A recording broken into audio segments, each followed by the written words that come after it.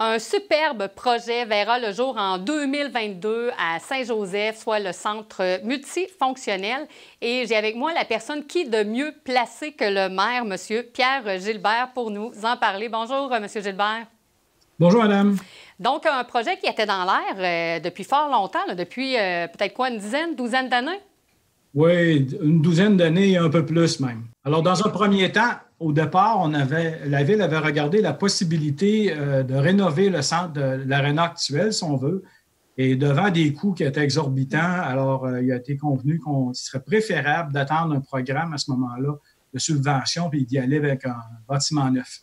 Et là, c'est une belle entreprise de chez nous, une entreprise Beauceron, à qui le projet a été confié. Je crois que vous en êtes également très fiers, qui est le groupe Canam. Effectivement, nous sommes allés en appel d'offres sous la forme de vie de performance et il y a 3 entreprises qui ont déposé des projets. J'aimerais les mentionner parce que pour ces entreprises-là, ce sont des coûts importants. Alors, il y avait les constructions Binet Incorporées, le groupe Onco et finalement le groupe Canam. Et à la suite d'une analyse détaillée de la part d'un comité indépendant, c'est le groupe Canam, la proposition Canam qui a été retenue. On en est fort heureux. Assurément, assurément. Puis on comprend le pourquoi quand on est conscient de toutes les retombées que le fait d'être dans une entreprise bien d'ici, retombées que ça aura évidemment là, dans les autres municipalités près de Saint-Joseph.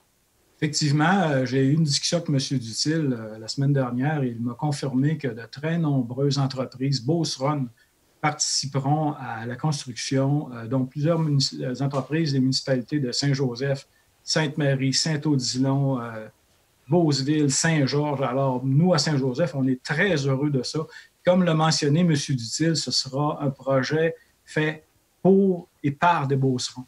Et pour les gens qui seraient peut-être un peu moins au courant du projet, est-ce que le centre multifonctionnel sera exactement au même endroit que l'aréna actuelle? Est-ce qu'il y aura des choses de fait différemment?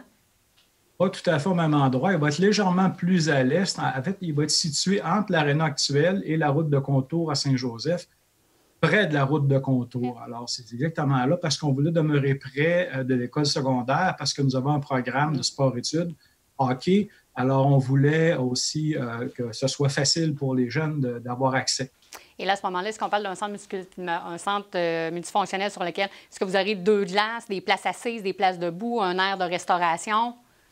Oui, en fait, pour ce qui est de l'aréna même, alors on a une patinoire nord-américaine selon les dimensions de la Ligue nationale, 85 par 200 de mémoire. Là. Nous aurons aussi 350 places assises et plus de 250 places debout. Une aire de restauration ultramoderne avec plusieurs places assises qui vont avoir pleine vision sur le jeu lorsqu'il y aura des parties de hockey.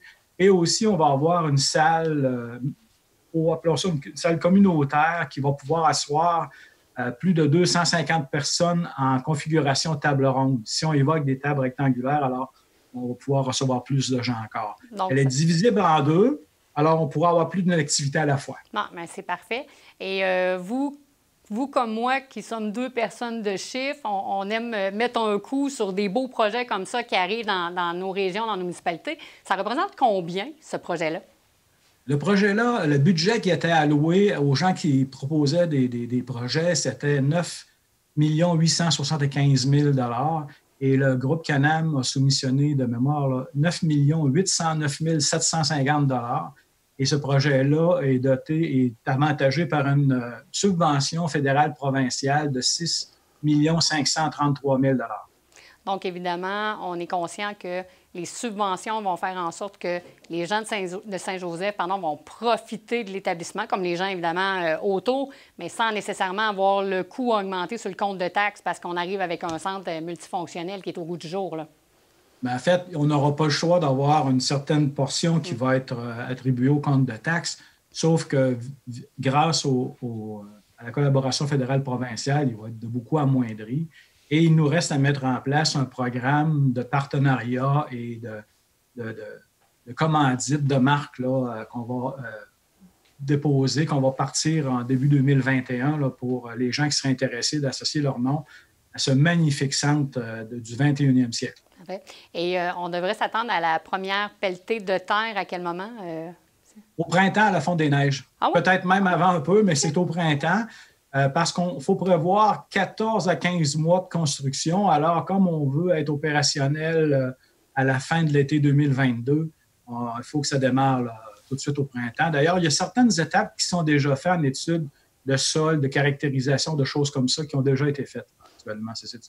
Et pour les gens un peu curieux qui voudraient voir à quoi va ressembler le centre multifonctionnel, est-ce qu'il y a un endroit auquel les gens peuvent avoir accès au plan, voir un peu l'intérieur? Sur le site Facebook et sur le site de la Ville, sur Internet, il y a un lien. Là, vous pouvez aller voir une présentation animée de ce que sera le centre multifonctionnel à Saint-Joseph. Parfait. Donc, M. Gilbert, merci beaucoup pour ces informations fort pertinentes. Félicitations pour la mise en place de ce beau projet. Probablement qu'il y a des gens aussi au niveau municipal qui ont travaillé fort là, pour rendre le tout à terme. Donc, félicitations. Je crois que c'est une très belle réussite pour la Ville de Saint-Joseph. Merci beaucoup. C'est un projet sur lequel on a travaillé très fort et dont on est très, très, très fiers. On est convaincus que les citoyens de Saint-Joseph vont avoir un plaisir fou à s'y rendre et à pouvoir bénéficier d'un tel aménagement ultra-moderne. Ah, tout à fait. Puis écoutez, ça va peut-être même faire en sorte que les gens qui ne sont pas très amateurs de hockey auront peut-être le goût, justement, d'y aller davantage. C'est ce qu'on souhaite. Bien, en fait, déjà, là, on parle aussi de patinage artistique, on peut parler de patinage de vitesse intérieure. Il y a des gens même qui nous parlent de la renaissance du curling, vous savez, qu'on entend parler de temps en temps. Du côté de la patinoire, du côté de la salle multifonctionnelle, on peut faire des cours de ballet jazz, on peut faire des cours de danse, on peut avoir des cours de yoga, on peut avoir multiples activités. Là, ce qui fait qu'on voulait que le plus grand nombre de gens de Saint-Joseph aient une raison d'y aller pour être à mesure d'en profiter pleinement. Et je crois que votre but sera atteint très prochainement, en tout cas du moins d'ici 2022. Donc, encore une fois, un grand merci pour votre temps, M. Gilbert. Bien, merci beaucoup de m'avoir donné l'occasion de glisser un mot. Et joyeux temps des fêtes à vous, malgré ce qu'on subit actuellement. Oui, bien écoutez, la même chose, des bons souhaits pour la période des fêtes. Merci beaucoup. Au revoir. Au revoir.